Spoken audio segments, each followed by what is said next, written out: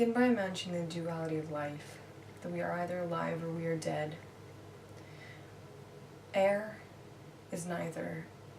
Air is a force which sustains life so long as we choose it, so long as we embrace it, so long as we embody it and house it within ourselves.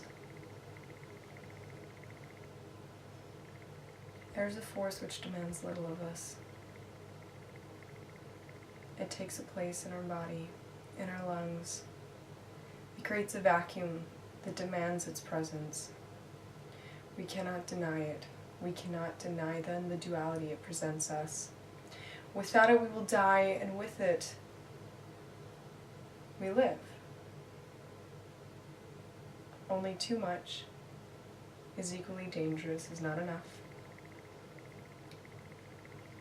And I would like to guide you through different modes of healing, through different ways of experiencing what is air, and how compatible air is to the other spirits, to the other existences of the world. First, we must put ourselves in balance with all of nature. The easiest way to begin this is through deep listening. Listen past the walls, listen past the windows, past the noise of traffic, past the sound of people running by. Listen for the voice of nature. Listen for the voice that speaks so softly. Listen for the voice that is always calling. Close your eyes and breathe through the nose. Exhale through the mouth. And do this until you can hear that voice. When you hear the voice, respond to it aloud.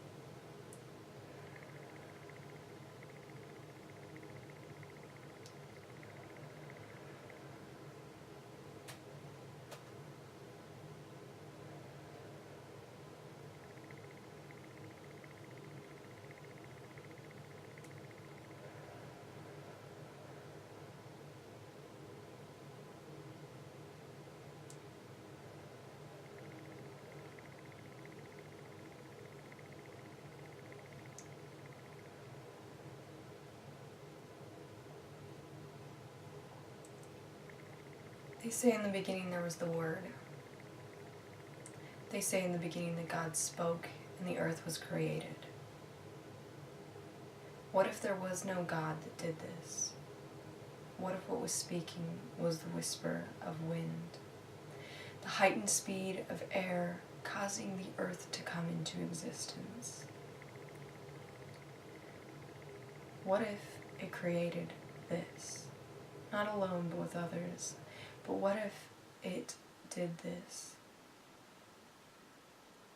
We don't know anymore because of our imbalance, because of how distant we are, because of how closed and isolated we've become.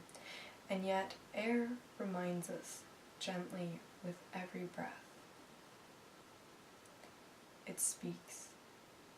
It says, I'm here. I'm here in you and around you.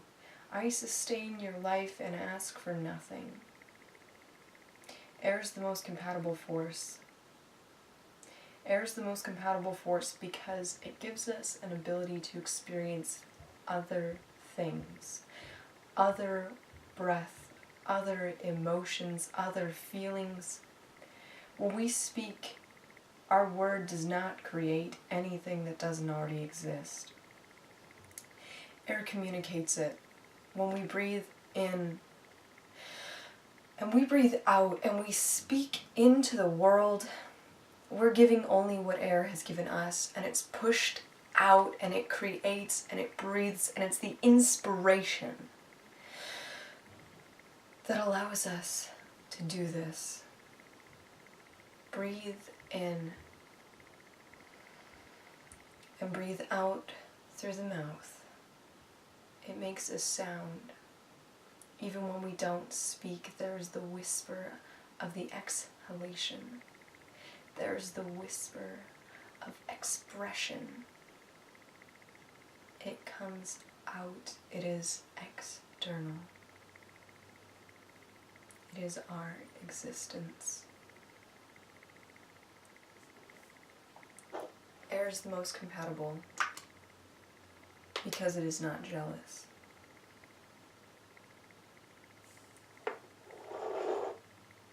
Air is the most compatible because it is not jealous.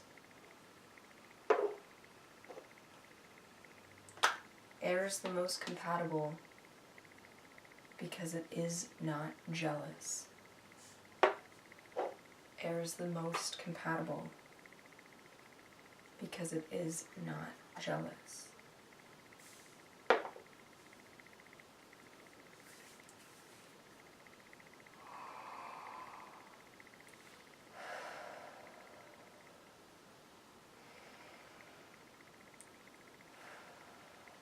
It allows us to experience other things,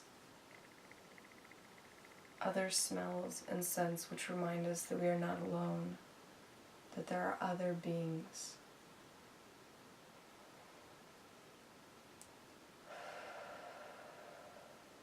Air whispers, and we don't hear it.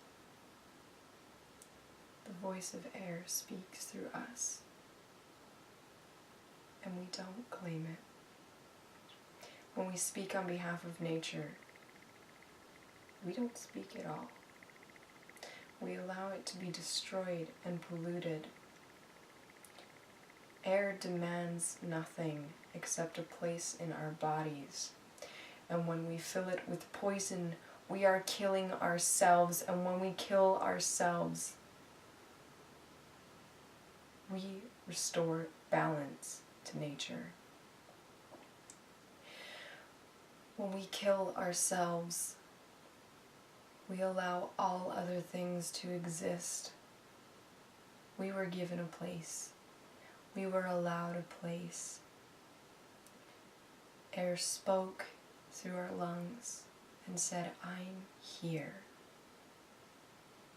We closed our eyes. We closed our mouths.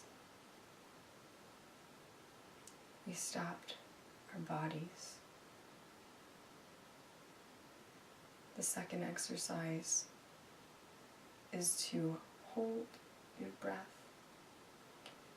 What happens when we refuse the space of air by confining it?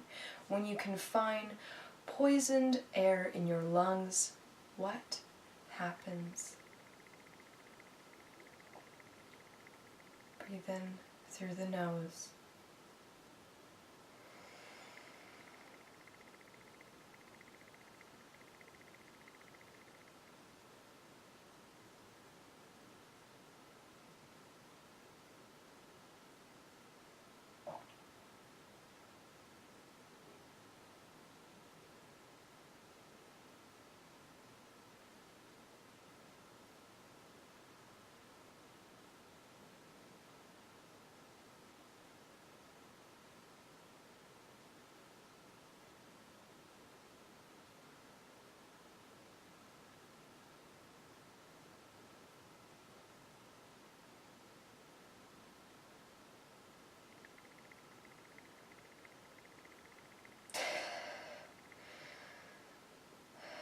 And again, breathe in through the nose.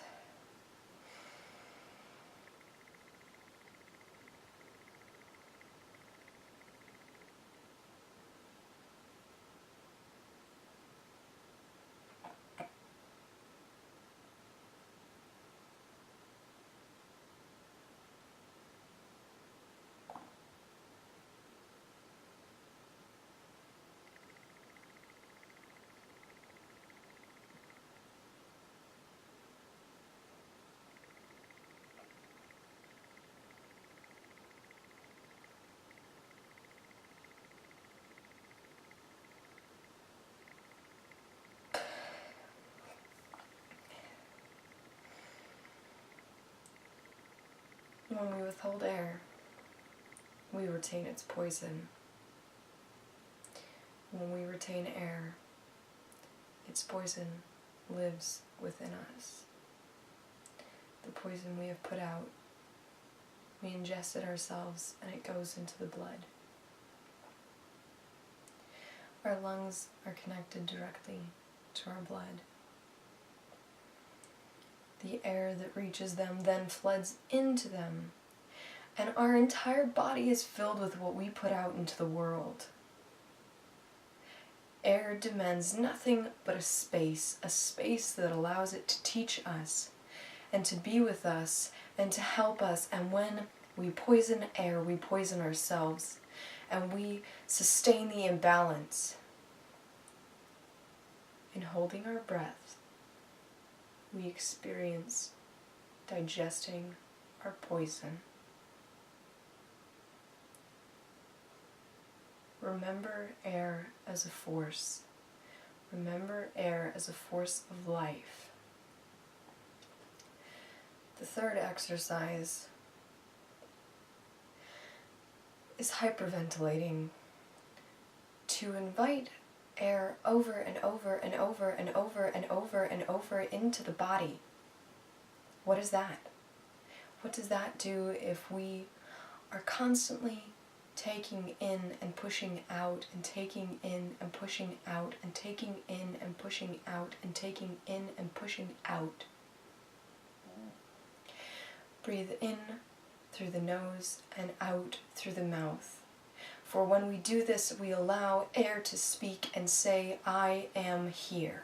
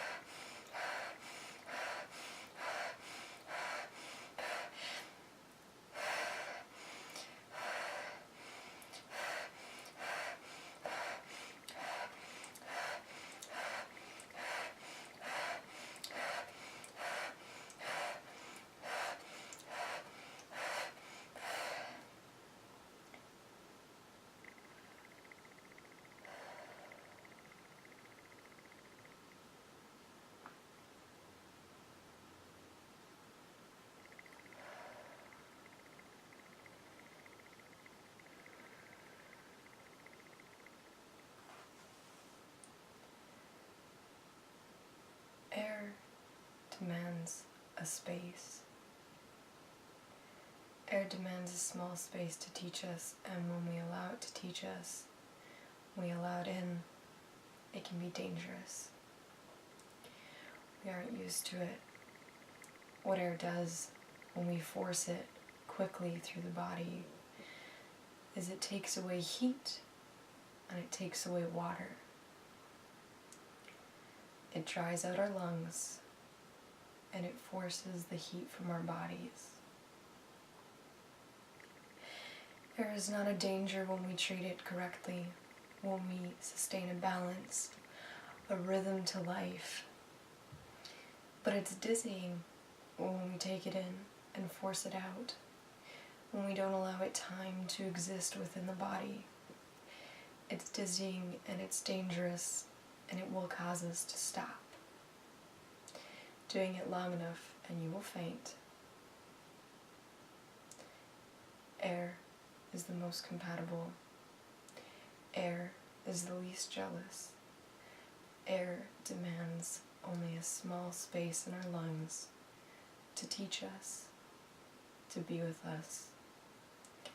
And every time we exhale, it whispers, I am here.